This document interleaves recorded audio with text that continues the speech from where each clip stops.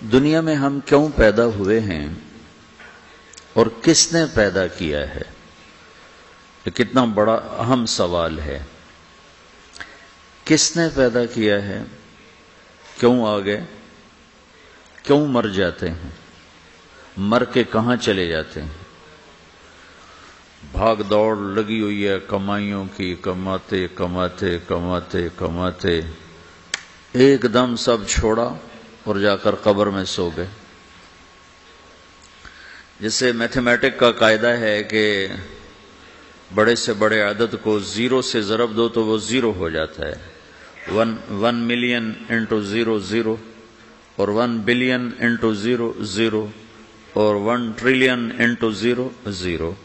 تو بھائیو، جو کچھ آپ بناؤ گے یا میں بناؤں گا، جو کچھ آپ کماؤ گے یا میں کماؤں گا، جب یہ موت سے ضرب کھائے گا تو زیرو ہو جائے گا۔ عزت، شہرت، دولت، بلندی انٹو موت زیرو، گمنامی، فقر، ذلت، پستی موت سے ضرب زیرو، حکومت، وزارت، صدارت موت سے ضرب لگی زیرو،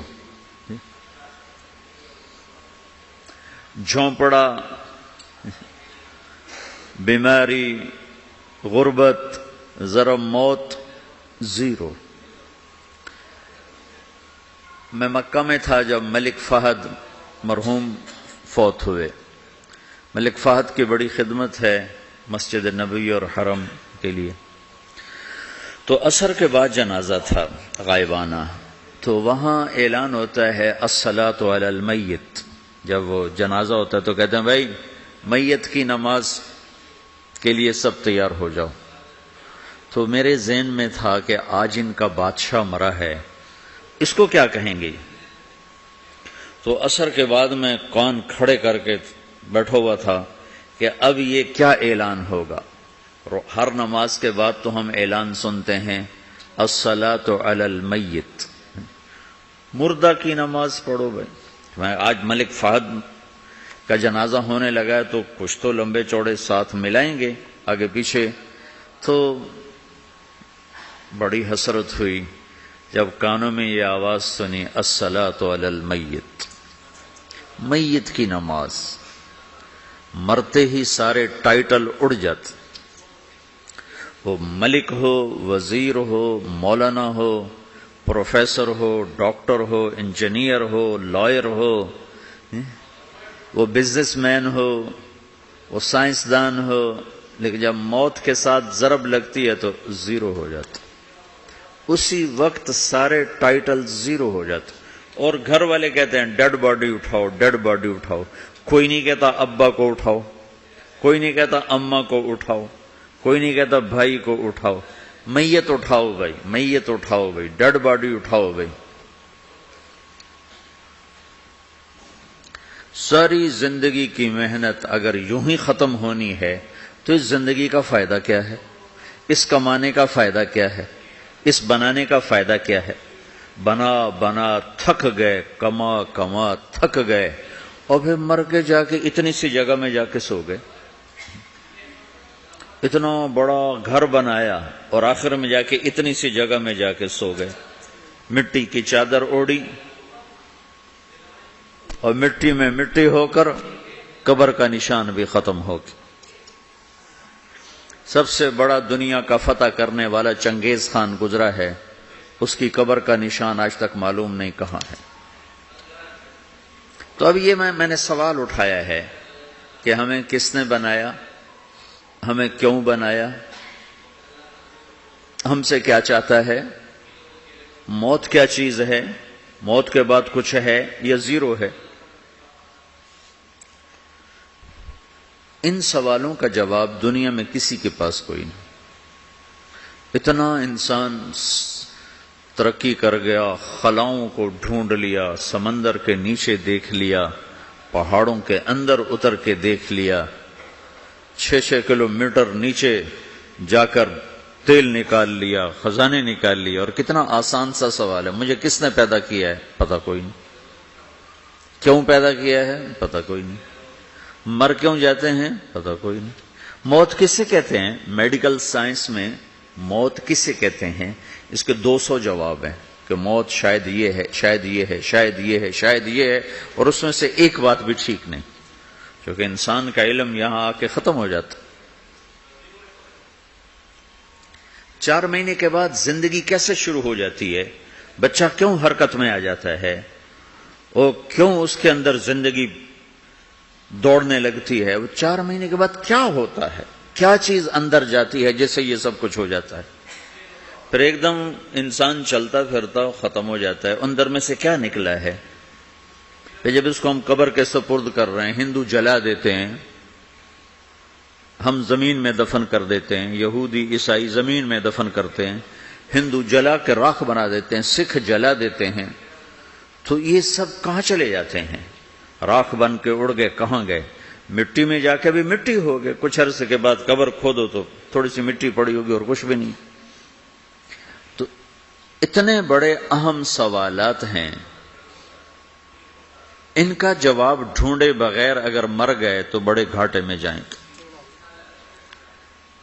جو لوٹ آئیں تو کچھ کہنا نہیں، بس دیکھنا انہیں غور سے، جنہیں منزلوں پہ خبر ہوئی کہ یہ راستہ کوئی اور تھا۔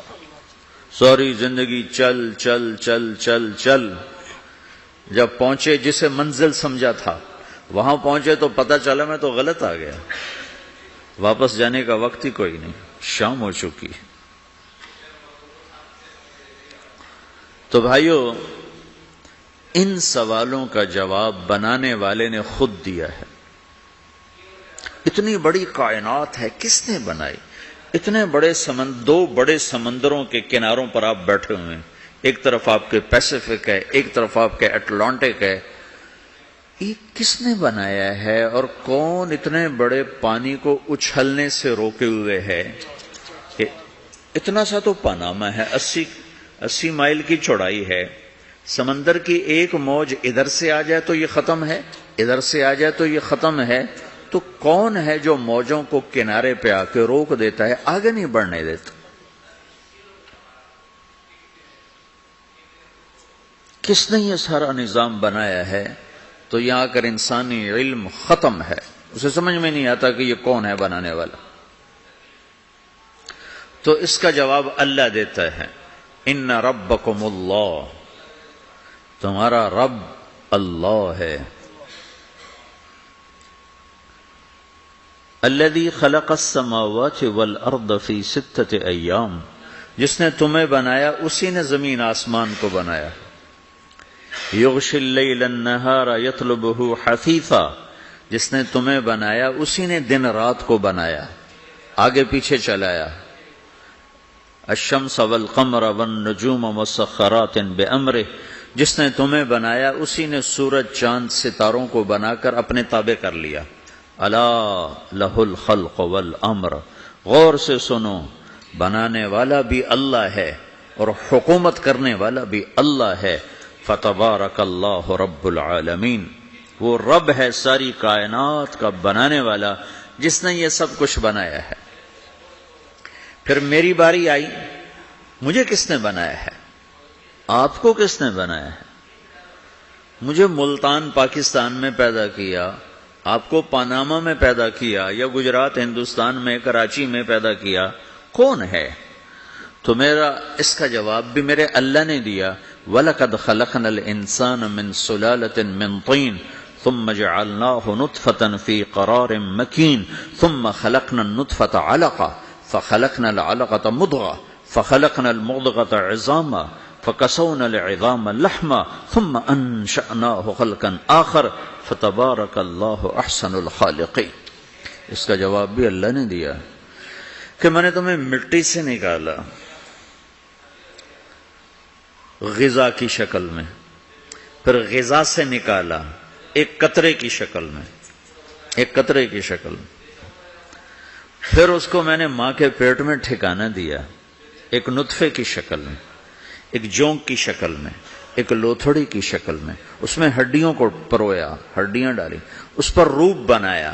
تم روشنی میں چیز بناتے ہو، تمہارا رب 3 اندھیروں میں بناتا ہے، اور ایک وقت میں کروڑوں بچے بنا رہا ہے، کسی ایک کا آئی شیڈ دوسرے کے ساتھ مل نہیں رہا، کروڑوں بچے بنا رہا ہے، کسی ایک کے کان دوسرے کے کان کے جیسے نہیں بنا رہا، کسی ایک کی انگلی دوسرے کی انگلی جیسی نہیں بنا رہا، ہر ایک الگ الگ بنا رہا ہے، حتیٰ کہ اندر کا جو سسٹم ہے وینز کا، وہ بھی ہر ایک کی الگ الگ اللہ تعالیٰ نے راستے بنائے ہیں، کسی ایک کا بھی اندر کا سسٹم بھی ایک جیسا نہیں بنایا۔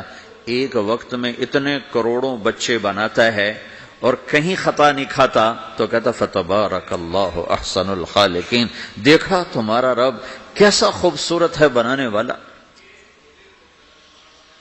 تو جواب اللہ نے دیا ہے کہ اس کائنات کا بنانے والا اللہ ہے۔ پھر اللہ نے ایک اور طرح ہمیں سمجھایا، سوال اٹھایا، امن خلق السماوات والارض، اچھا تم ہی بتا دو زمین آسمان کس نے بنائے ہیں؟ وَأَنزَلَ لَكُم مِّنَ السَّمَاءِ مَاءً، یہ روزانہ پاناما پہ بارش کون کرتا ہے؟ پاکستان میں 6 مہینے گزر جاتے ہیں، قطرہ نہیں گرتا، سعودی عرب میں سال گزر جاتا ہے، ایک قطرہ نہیں گرتا، یہاں روزانہ بارش کون برساتا ہے؟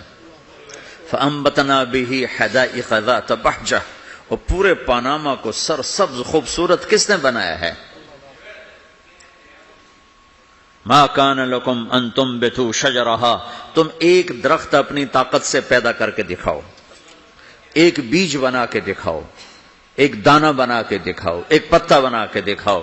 یہ سوال اٹھایا، پھر آگے دعویٰ کیا، اِلَٰهٌ مَّعَ اللَّهِ، کوئی ہے اللہ کے سوا یہ سب کچھ کر کے دکھائے؟ کوئی ہے؟ اللہ سوا اِلَٰهٌ مَّعَ اللَّهِ، کوئی ہے اللہ کے سوا؟ کوئی نہیں، کوئی نہیں، کوئی نہیں۔ پھر اللہ ہم سے گلہ کرتا ہے، بل ہم قوم یعدلون، پھر تم مجھے چھوڑ کے کہاں چلے جاتے؟ میں بلاتا ہوں تم منہ موڑ کے چلے جاتے ہو، اذکرک وتنسانی، میں یاد رکھتا ہوں تم بھول جاتے ہو، استترک ولا تخشانی، میں تیرے گناہوں کو چھپاتا ہوں تم دلیر ہو جاتے ہو، حیا کرنے کی بجائے بے حیا ہو جاتے ہو۔